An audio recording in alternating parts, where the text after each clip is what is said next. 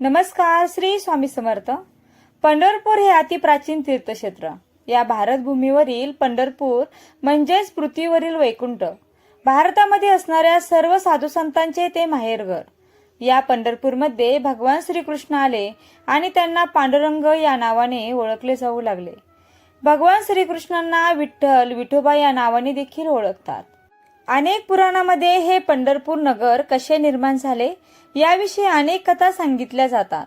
एकदा काय झालं, भगवान शंकर आणि माता पार्वती देवी हे आपल्या विमानातून जात होते. त्यावेळी पार्वती देवींना तहान लागली. भगवान शंकर आणि पार्वती देवी पाणी शोधण्यासाठी फिरत होते. फिरता फिरता ते एका वनात आले. त्या वनाचे नाव होते दिंडीर वन.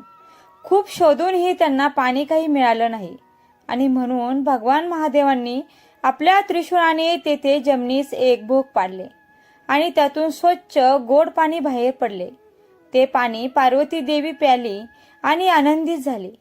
पुढे या ठिकाणाला नाव मिळाले लोहदंड क्षेत्र. गौतम नावाचे एक ऋषी होते. त्यांच्या पत्नीचं नाव अहिल्यादेवी होते.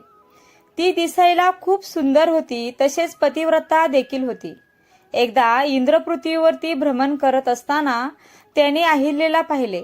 त्याला अहिल्यादेवी खूप आवडली आणि त्यामुळे एकदा गौतम ऋषी स्नानासाठी गेले असताना इंद्र तेथे आला आणि त्याने अहिल्यादेवींना पळवून नेण्याचा प्रयत्न केला. तेवढ्यात तेथे गौतम ऋषी आले आणि त्यांनी इंद्राला अडवले आणि शाप दिला, तुझ्या अंगाला 1000 भगे पडतील. आणि या शापाने इंद्राच्या शरीरावरती हजारो भगे पडली. इंद्र खूप घाबरला आणि नंतर तो भगवान विष्णूंना शरण गेला.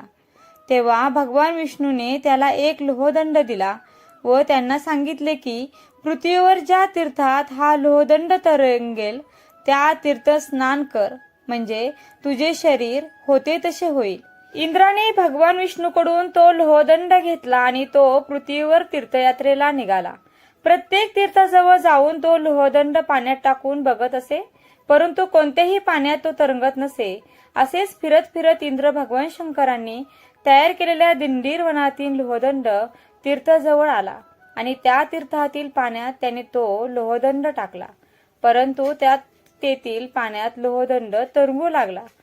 इंद्राला खूप आनंद झाला. तेथील पाण्यामध्ये इंद्राने स्नान केले आणि तेव्हा त्याचे शरीर पुन्हा चांगले झाले. स्वतःचे शरीर चांगले झाल्यानंतर इंद्र भगवान विष्णूंजवळ आला आणि त्याने या लोहदंड तीर्थाची महती विष्णूंना सांगितली. तेव्हा ते म्हणाले, आकाशात चंद्र सूर्य आहे तोपर्यंत हे तीर्थ लोहदंड तीर्थ म्हणून प्रसिद्ध राहील. पुढे पुष्कळ दिवसांनी या लोहदंड तीर्थाला पंढरपूर असे नाव पडले. त्रिपुरासुराला ठार मारून भगवान शंकर भीमाशंकर पर्वतावरती विसावा घेत बसले होते.